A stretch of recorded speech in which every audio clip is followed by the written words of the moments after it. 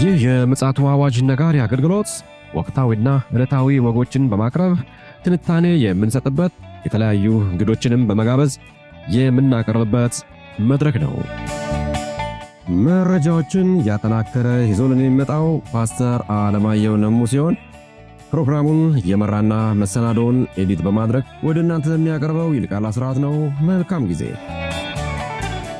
ሻሎም ሻሎም፣ ውድ የተከበራችሁ የምፅዓቱ አዋጅ ነጋሪ አድማጮቻችን እንዴት ዋላችሁ? እንግዲህ ዛሬ ዕለቱ ማክሰኞ ነው። የቀኑን መረጃ ወደ እናንተ ለማምጣት ከፓስተር አለማየሁ ጋር ተገናኝተናል። አጠገቤ ይገኛል። እንግዲህ መረጃዎችን ሰብሰብ አድርጎ የማንቂያ ደወል ሊደውልልን ተዘጋጅቷል። ከእርሱ አንደበት ደግሞ እንሰማለን። መልካም ጊዜ እንዲሆንልን እመኛለሁ። ይልቃል አስራት ነኝ ከዚህ ከምፅዓቱ አዋጅ ነጋሪ አገልግሎት። መልካም ምኞታችንን እንገልጻለን። ተመልሰን እንመጣለን።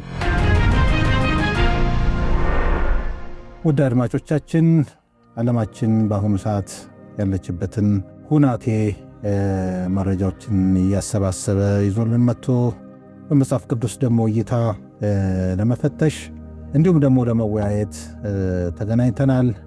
ሰላምታ ከተለዋወጠን በኋላ በቀጥታ ፓስተር አለማየሁ ይዞልን የመጣውን መረጃ ያጋራናል። ሰላም ላንተ ይሁን ፓስተር፣ እንዴት ነህ? እንደምን አለ ወንድም ይልቃል? እግዚአብሔር ይመስገን። በትናንትናው ምሽት እንግዲህ በኢትዮጵያ አቆጣጠር ዓለም በጉጉት የሚጠብቀው መረጃ ነበረ። እንግዲህ ምን ያህል ውጤታማ እንደሆነ ባይታወቅም ያው መረጃውን ይዘህ መጥተሃል አንተ። እስኪ ምን ይመስላል? እንግዲህ ምንድነው በኢስላማባድ ፓኪስታን ይደረጋል የተባለው የሰላም ድርድር እስከ ዜና እስከዘገብንበት ሰዓት እንዳልተደረገ ነው የሚታወቀው። ግን ግራ የሚያጋባ ነው። ኢራኖች አልሄዱም ነው የሚባለው። ጄዲቫንስ ደግሞ ትናንት ማምሻቸውን እስላማባድ እንደገቡ ነው እየተነገረ ያለው። ከአሜሪካ ተነስተው ሰኞ ማታ ይገባሉ ነው የተባለው እኮ ትናንት ማምሻውን እና የተባለው ነገር ግን ምንድነው ኢራን ያቀረበችው ነገር አለ። እነዛ ነገሮች ካልሆኑ ድርድሩ የመሳተፍ ነገር እንደሌላት ነው የተናገረው። እስካሁን እንግዲህ ሚዲያዎች እየዘግቡ ያሉት የኢራን ተደራዳሪዎች ከኢራን አልወጡም የሚል ነው። ምናልባትም ለደህንነት ሲባል የተደረገ ሽፋን ይሁን የሚል ነገር አለ። ከዛ በላይ ደግሞ ምንድነው ትናንትና ሁለት የአሜሪካ አንድ የኢራን የንግድ መርከብን ጠልፋ ነበር እና አግታ ነበር፣ እንዳትንቀሳቀስ አግተው ነበር እና በዛ ደግሞ ሌላ ፍጥጫ የተኩስ አቁም ስምምነቱ ጥሷል የሚል ነገር ተነስቷል። ኢራንም በድሮን የአሜሪካንን የጦር መርከቦች ላይ ጥቃት እንደሰነዘረች ነው ዘገባዎች እየወጡ ያሉት። እንግዲህ እነዚህ ዘገባዎች እየወጡ ባሉበት፣ እነዚህ ሁኔታዎች እየተነገሩ ባሉበት ሁኔታ ሌላ ደግሞ የሚያስገርም መረጃ ትሰማል። ዶናልድ ትራምፕ የሚያስገርሙ ሰው ናቸው እንዱ እያስደነቁን እና ያሉት እሳቸው ምንድን ነው ያሉት? ፕሬዚዳንት ዶናልድ ትራምፕ ከኢራን የሚደረገው አዲሱ ስምምነት ዛሬ በፓኪስታን እንደሚፈረም ለፎክስ ኒውስ በሰጡት አስገራሚ መግለጫ ተናግረዋል። እንዴት ነው ድርድሩ አልተጀመረም? ሳይጀመር እንዴት ነው እንትን የሚለው አይ ይፈራረማሉ መባሉ ምን ላይ ነው የሚፈራረሙት የሚባለው ነገር አወዛጋቢ ነገር ቅድመ ትንበያ ይመስላል። አወዛጋቢ ነገርም በመናገር አይወሳቸው የሚያክል ማንም የለም። ያወዛግባሉ። ብዙ ጊዜ የሚያወዛግብ ነገሮች ይናገራሉ። ይህ የፕሬዚደንቱ ያልተጠበቀ ንግግር በዓለም አቀፍ የፖለቲካ መድረክ ላይ ከፍተኛ መደናገርን ፈጥሯል። እውነት ነው፣ ያደናግራል። ደግሞ ምንድነው አሁን እኔ ምንድነው ጥርጣሬ ከኢራን የሚወጡ መግለጫዎች አሉ ስለ መካከለኛው ምስራቅ። ኢራን አሁን መደራደር የምትፈልገው ራሷን ብቻ ይዛ አይደለም። ትናንትና ምን ማንሳት ሞክረናል። ሊባኖስን ይዛ ነው መደራደር የምትፈልገው። ሂዝቦላን ይዛ ነው መደራደር የምትፈልገው። ሁለተኛው ነገር ደግሞ ያስቀመጠችው ቅድመ ሁኔታ አለ። እነዚህ ቅድመ ሁኔታዎች ምንድናቸው? ወደ $20 ቢሊዮን አለ የታገተባት፣ በቅርብ የታገተባት፣ እሱ እንዲለቀቅ ትፈልጋለች። የሆርሙዝ ወሽመጥን ደግሞ በገንዘብ በክራይ በማለት ክፍያ በማስከፈል እንደ ሌሎቹ ወሽመጦች መርከቦች እንዲያልፉ መፍቀድ ትፈልጋለች። እና ይሄ ሁኔታ ባለበት ድርድሩን የሚያሰናክል ነገር የመሰለው ነገር ምንድን ነው? አሁን የኢራን መርከብ መጠለፉና መርከቡ እስካልተለቀቀ ድረስ ወደዛም እንደማይጓዙ የተናገሩት ነገር ምናልባትም ድርድሩን ላይ እንቅፋት ይሆናል የሚል ነገሮች እየተነሱ ነው ዛሬ እየተሰማ ያለው። እንደዚህ አንዳንድ መረጃዎችስ የኢራን ውጭ ጉዳይ ሚኒስትር ወደ ሩሲያ ሄደው ከፑቲን ጋር ተገናኙ የሚባለውስ? እሱ ምንም ኦፊሻሊ ይፋ አልሆነም። ሚዲያው ላይ ይራገባል፣ ግን የተገናኙበት ምክንያት ምን እንደሆነም መገናኘታቸውንም የራሳቸው የኢራን ሚዲያ አልዘገቡም። እንግዲህ ምናልባት እንደዛ አይነት ነገሮች ካሉ ትልልቆቹ ሚዲያ እነ ቢቢሲ፣ ሲኤንኤን፣ አልጀዚራ፣ ሌሎችም ትልልቅ ሚዲያዎች ያወሩት ነበረ እና ያንን ነገር የተነሳ ጉዳይ የለም። እንግዲህ ይሄ የዚህ የማደናገሪያ ዋነኛ ምክንያት ደግሞ በአሜሪካና በኢራን መካከል ይካሄዳል ተብሎ የታቀደው ይፋዊ የድርድር ውይይት ከነገ ማክሰኞ በፊት የማይጀመር መሆኑ ነው። ኢስላማባድ የገለጸችው ከነገ ማክሰኞ በፊት አይጀመርም፣ ከዛሬ በፊት ማለት ነው። አይጀመርም መባሉ ነው። ከዛሬ በፊት እንደማይጀመር ኢስላማባድ አስታውቃለች። እንደውም ከዚህም ባሻገር የኢራን መንግስት ቴህራን በነገው ዕለት በሚካሄደው ውይይት ላይ እንደማትገኝና እንደማትሳተፍ እስካሁን በይፋ ያረጋገጠችው ምንም አይነት መረጃ የለም። ምናልባት እኔ አሁን ይህንን እንደምን ወስደዋለሁ መሰለ፣ አንዳንድ ጊዜ የደህንነት ሽፋን፣ ምክንያቱም ስጋት አለባቸው። እስራኤልም ልታጠቃ ትችላለች አውሮፕላኑን። ባለፈው ታስታውስ ከሆነ በህንድ የጦር አውሮፕላኖች ታጅበው ነው የገቡት ከኢራንም ሲነሱ ጀምሮ እና ሲመለሱም እንደዛው። እንደውም ፓኪስታን ታጅበዋል፣ ግን እነሱ በሌላ አውሮፕላን የሄዱት ነው የሚባለው። የታጀቡበት ሌላ ነው፣ የሄዱበት ሌላ ነው የሚባለው እና ለሴኩሪቲ ለደህንነት ተብሎ አንደኛ ተደራዳሪው የአፈ ጉባኤው ናቸው፣ የኢራን ዋና አፈ ጉባኤ ናቸው ተደራዳሪ። ከእሳቸው ጋር እንግዲህ ትልልቅ የዲፕሎማት ሰዎች፣ ወታደራዊ ሰዎች ይኖራሉ እነዚህ። ስለዚህ ይህን ደህንነት የማስጠበቅ ደግሞ የአደራዳሪዋ ሀገር ኃላፊነት ነው። ነገር ግን ፓኪስታን በጥብቅ የጥበቃና ፍተሻ ውስጥ እንዳለች እነዚህ እንግዶቿ የሚገባሉ ተብሎ እንደሚጠበቅ ነው። እንግዲህ ያለው ሁኔታ ይሄንን የሚመስል ቢሆንም ድርድሩ እንኳንም በቅጡ ባልተጀመረበትና የዶናልድ ትራምፕ ሐሳብ የኢራን ተሳትፎ ባልተረጋገጠበት ሁኔታ ስምምነቱ ዛሬ ይፈረማል ብለው ትናንት መናገራቸው ምንድነው ኬዙ የሚለውን ነገር ብዙ ሰዎችን አጠራጥሯል፣ አወዛግቧል። ትልልቁ ሚዲያዎች ሳይቀር ነው ያወዛገባቸው። ምክንያቱም ፕሬዚደንቱ በትክክል እኔ እንደማስበው ቀድመው የተጽዕኖ ለመፍጠር ይፈልጋሉ። ሳይኮሎጂካሊ ተጽዕኖ ገብቷል፣ እንድትፈርም የሆነ ነገር እንድታደርግ ተጽዕኖ ማድረግ እንደ ታክቲክም ይጠቀሙበታል። እና እንግዲህ እስካሁን ድረስ ምንም አይነት መረጃ እንደሌለ ነው። በመሆኑም ድርድሩ እንኳን እስካሁን እንዳልተደረገ ነው። ምናልባት ዛሬ ይደረጋል ተብሎ እየተጠበቀ ነው ያለው። ሌላው እንግዲህ ዶናልድ ትራምፕ በጣም አወዛጋቢ ከመሆናቸው ሌላ ደግሞ አንዱ ወደ የኢራን ምላሽ ውስጥ ከመግባታችን በፊት ፕሬዚደንት ዶናልድ ትራምፕ ትናንትና አንድ ነገር ተናግረዋልና ምን ያለበት ምን አይችልም ይባላል በእኛ በሀገራችን ተረትና ፕሬዚደንት ዶናልድ ትራምፕ ከኢራን ጋር ለገቡበት ጦርነት በእስራኤል የተደረገባቸው ምንም አይነት ግፊት ሆነ ተጽዕኖ እንዳልነበረ አጥብቀው ተናግረዋል። ለምን አስፈለገ ነው አልገቡበት? አጥብቆ መናገር ለምን አስፈለገ ነው? ያው እንግዲህ ይህንን እኮ አውሮፓውያኖች አይደለም አውሮፓውያኖች መረጃ ሳይኖራቸው እኮ አይናገሩም ይልካሉ። መረጃ እኮ አላቸው አውሮፓውያኖች ይኖራቸዋል። እዚህ ጦርነት ውስጥ ሲገቡ የእስራኤል ተጽዕኖ እንዳለበት እኮ ሁላችንም እናውቃለን። ምንም ጥያቄ የለውም። ግፊትም አለበት። እኔም አምናለሁ። ግን ዋናው ነገር የሁለቱም የጋራ ጠላት ተብላ ስለምትሰይም ምናልባት እንግዲህ በጋራ ጠላታችንን እናጥቃ የሚል ስትራቴጂ ሊኖር ይችላል ብዬ አስባለሁ። በአብዛኛው የእስራኤል ምክንያቱም ናታንያሁ በተደጋጋሚ ይመላለሱ ነበር ይመላለሳሉ። አሁን እዚህ ላይ ለምሳሌ ዲሞክራቶች አንድ ያነሱት ነገር አለ። ጄዲ ቫንስ እና የመከላከያ ሚኒስትሩ የውጭ ጉዳይ ሚኒስትሩ ከዚህ በፊት ዘግበነዋል። ምክር ቤት ቀርበው ይህን ጦርነት ያስረዱ።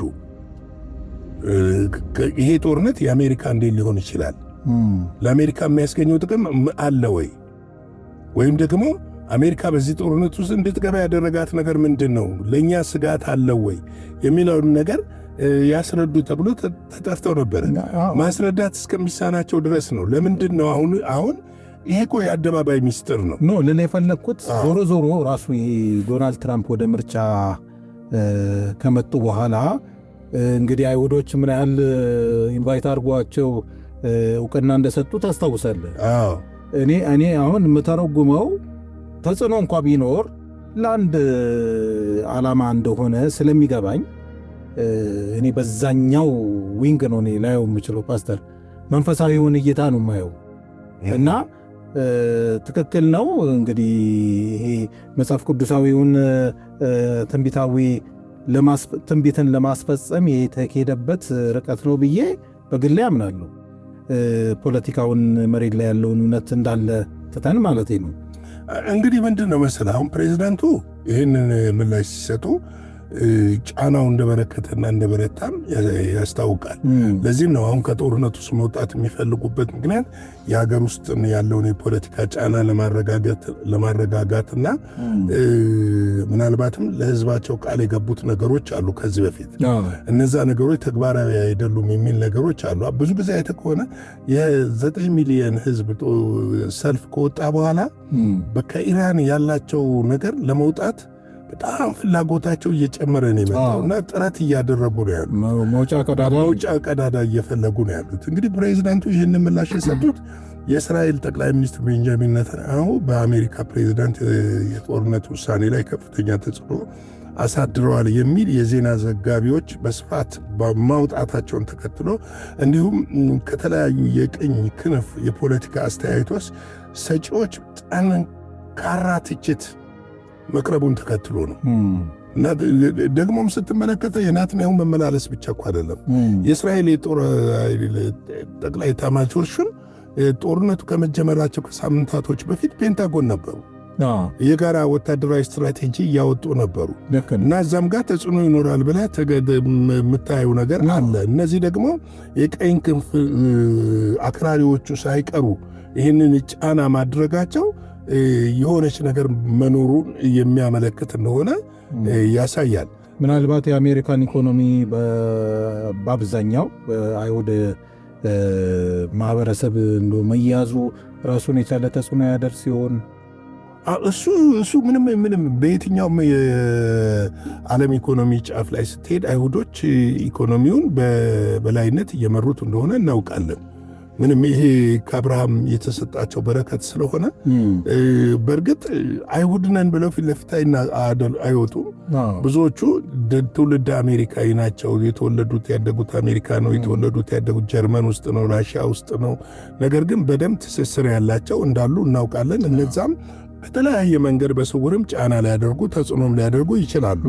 እንግዲህ ትራምፕ በማኅበራዊ ትስስር ገጻቸው ላይ ባሰፈሩት ግልጽ መልእክት እስራኤል ከኢራን ጋር ወደ ጦርነት እንድገባ በፍጹም አልገፋፋችኝም፣ አላግባቡኝም፣ ምንም ተጽዕኖ አላደረሱብኝም በማለት ዘገባቸውን፣ አስተሳሰባቸውን፣ እይታቸውን አጋርተዋል።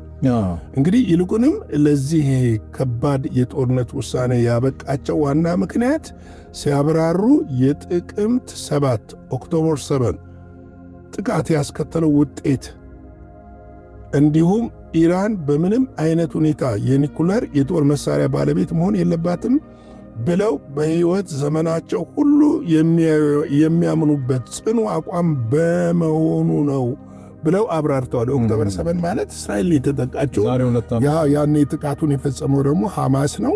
ምናልባት ኢራን አቀነባብረዋለች የሚል ነው። የያህያ ሲዋር እንዳጠናከረው እንዳቀናበረው ይታወቃል። የያህያ ሲዋር እና እሱም ደግሞ ተገሏል። ያ ደግሞ ወደ ሰላም ድርድር ለመምጣት የተኩስ አቁም ተፈጽሞ ምንም የተከበረም ባይሆንም በሐማስና በእስራኤል መካከል ያለው የተኩስ አቁም የተከበረ ባይሆንም ነገር ግን ጦርነቱ ቆሟል ባይባልም ከመጀመሪያው ከመደበኛው ጦርነት በጣም የተቀዛቀዘ ሁኔታ ያለበትና ዓለም አቀፍ ቦርድም የተቋቋመለት እንደገና ደግሞ መልሶ ለማልማትም ዝግጅት እየተደረገበት ያለበትን ሁኔታና ያለው እስራኤል ያንን ቢጫ ዞን የሚለውን ለቃ እስክትወጣ ሐማስም ትጥቅ እስኪፈታ ነው እየተጠበቀ ያለው። ስለዚህ እንደ ምክንያት ሊሆን ይችላል ብዬ አላስብም ነው። አሁን የራሴን አስተያየት ነው እና አሁን እሳቸው የሰጡት ነገር ግፊት አላደረጉብኝም ብለው የሚሉት ነገር እንደ አሁን ያቀረቡት ምክንያት እንደ ምክንያት ይሆናል ብዬ አላስብም ነው። ምክንያቱም ሰሜን ኮሪያ እኮ ማንንም ሳታስፈቅድ ነው የኒኩለር ባለቤት የሆነችው። ግን ማን ነው የሚነካት? ባለቤት ነች። ከቅርብ ጊዜ ወዲህ አሁን የዚህ የሰሜን ኮሪያውን ዶካላ ካነሳ ላይ ቀር ከቅርብ ጊዜ ወዲህ እየተነሱ ያሉ መረጃዎች የኒኩሌር መሳሪያን ለመያዝ ጫፍ ላይ ደርሳለች የሚሉ መረጃዎች ነው። እንግዲህ የማን የሰሜን ኮሪያ ታጥቃለች እየተባለ ያለው አጎልብታለች፣ ዩራኒየም ጫፍ ላይ ደርሳለች ነው አይደለም። እስከ 50 ድረስ አላት። 50 ትጥቆች በኢንዴክሶች ወጥተዋል። አሁን የእሷ ምን መሰለህ የአቶሚክ ኢነርጂ ኤጀንሲው ከሱ ፍቃድ ውጭ ስለሆነች ገብቶ መቁጠር ስለማይቻልና ገብተው እንትን ስለማይሉ ነው እንጂ 50 እንዳላትማ በስለላም በምንም ተረጋግጧል። እርሷም እንዳላት ተናግራለች። ቅርብ ጊዜ ይመስለኛል እንግዲህ አንድ ብሎገር ያወጣውን ያየው ይመስለኛል። ወጥቷል። አሁን ለምሳሌ ልንገራንና የታጠቁ ሀገሮች ወደ 10 ገደማ እየደረሱ ነው ያሉት በዓለም ላይ። ከዛም ላይ አልፎ ይችላሉ። ከነዚህ ውስጥ አንዱ ኮሪያ ነች። ኮሪያ እንደታጠቀች ይታወቃል። ሰሜን ኮሪያ እንደየታጠቀች እንደሆነ ይታወቃል። እንደ ሀሳብ ለማቅረብ ነው። ዞሮ ልል የፈለግኩት አሁን በዚህ በእስራኤልና በኢራን ጦርነት ላይ ምክንያታዊ የሆኑ ጉዳዮች አሁን ለምሳሌ እስራኤል ትልቁን ምክንያት የምታቀርበው ለዚህ ጦርነት መነሻ የሆነው ዳግመኛ ሆሎኮስት እንዳይፈጸም የሚል ትልቅ ስትራቴጂ ይዛ ነው እንግዲህ ኢራን ኒኩሌር እንዳትታጠቅ ትግል እያደረገች ያለችዋል። እንደ ምክንያት ከተነሳ አሜሪካንም ያው ኢራን ኒኩሌር ብትታጠቅ መካከለኛውን ምስራቅ አንድ በመቆጣጠር ሁለተኛ አሜሪካን ለማጥቃት ቀላል ይሆንላታል የሚል ይመስለኛል። እስራኤል ምክንያት አላት። እንደ እስራኤልም ባይሆን የእስራኤል ምክንያት ዙሪያዋን ያሉትን ለምሳሌ ሐማስን፣ ሂዝቦላን፣ ሌሎችም ታጣቂ ቡድኖች አሉ። እነዛን የምትረዳው ማነች? ኢራን ነች። ኢራን ነች። እና ያልተገለጡም ነገሮች አሉ። አሁን ለምሳሌ ኢራን በዋናነት ስለምትደግፍና በግልጽ ስለምታደርገው እንጂ እነ ግብፅም እጅ አለባቸው፣ አረቦቹም እጅ አለባቸው ሐማስን በመደገፍ ረገድ። እንደውም እኮ የሐማስ ጽሕፈት ቤት ካይሮና ኳታር እኮ ነው ያለው። ምንድነው ይሄ? የሚታወቅ እኮ ነው፣ የተሰወረ ነገር አይደለም። ነገር ግን ከነዚህ ሀገሮች ጋር በዲፕሎማሲ እነሱ ምንም አይነት በእስራኤል ላይ አፍ አውጥተው የሚናገሩት ነገር ስላሌለ ነው የህልውና ጉዳይ። ለምሳሌ ኢራን ደግሞ እስራኤል የምትባል ሀገር አላውቅም፣ እውቅናም አልሰጥም፣ እስራኤል የምትባልን ሀገር አጠፋለሁ የሚል ነገር ነው ያለው። እንግዲህ ከኢራን ባሻገርም ቻይናም ሰሜን ኮሪያም ይህንን እያስተጋቡ ነው። አዎ። ስለዚህ ከዚህ አንጻር እስራኤል ልክ ነች። አሁን እኮ ሌሎቹ ምንድን ነው መሰለህ አሜሪካ ወታደራዊ ድጋፍ ብታደርግ ምን ብታደርግ እኮ ውስጥ ያሉትም አሁን የራሳቸውን ፖለቲከኞች ጫና ያደርጉባቸው በእንደዚህ ልክ ዩክሬንን ይደግፉ እንደነበረው ቢደግፉ ማለት ነው። ነገር ግን በቀጥታ ጦርነት የሚያሳትፈን ነገር ምን ተገኘ ነው እሳቸው። ስለዚህ ሎቢ ተደርገዋል ነው፣ በእስራኤል ጫና ተደርጎባቸው ነው የገቡት ጦርነት ውስጥ የሚለው ነው። መሬት ላይ ያለው እውነት ነው፣ ትክክል ነው። ግን ደግሞ ከዛ ባሻገር ያለውን ደግሞ እንደ መንፈሳዊ ሰው ደግሞ አጥርተን ካየን ትክክል ነው የማለት ወደ መንፈሳዊ ነገሩ እናምጣው። መልካም ወደ መንፈሳዊ ነገሩ እናምጣውና ሰባም ምንድነው? ሰባም ለማም ምንድነው? አህያ ይጅብ ነው ይባላል። እና ዘባሩን ቀጠነ። ይሄ የጦርነት ዋናውን የጎግ ማጎግ ጦርነት ማስጀመሪያና መለኮሻ ነው። በዚህ ጦርነት አገሮች ከማን ጋር እንደሆኑ መለየት ተችሏል። ልክ መጽሐፍ ቅዱስ ላይ እንዳለ ተገከለ በትናንትናው ዕለት አቅርበናል። እነ ጎሜር፣ እነ ሰርዴስ፣ እነ ተርሴስ፣ እነ ሊቢያ፣ ፉጥ እነሱ የመሳሰሉ አገሮች እና ደግሞ ኩሽ፣ ሳባውያን እና ራሷ ደግሞ ፋርስ፣ ኢራን፣ ሌላው ደግሞ ኮፋርስ ያው ለአድማጮች ፋርስ፣ ሌላው ደግሞ ኦቶማን ቱርክ። እነዚህ አገሮች በዚህ በጎግ ማጎግ ጦርነት በራሽያ አስተባባሪነት ወይም በራሽያ ደጋፊነት እንደሚፈጸም ይታወቃል። ይህ ጦርነት ለዚህ ጦርነት የሚሆን መንደርደሪያ ምቹ ሁኔታዎች አሁን መደላደሩ በግልጽ እየተፈጠረ ነው ያለው። በግልጽ ይሄ ጦርነት በእርግጥ ማን ያሸንፋል? መጽሐፍ ቅዱስ የሚለው ሁለት ነገር ነው። የመጀመሪያው በዚህ ጦርነት እስራኤል እጆቿን ወደ እግዚአብሔር ታነሳለች። የእጆቿን ወደ እግዚአብሔር ማንሳቷ ጦርነቱን እንድታሸንፍ በድል በእግዚአብሔር ጣልቃ ገብነት ይሆናል።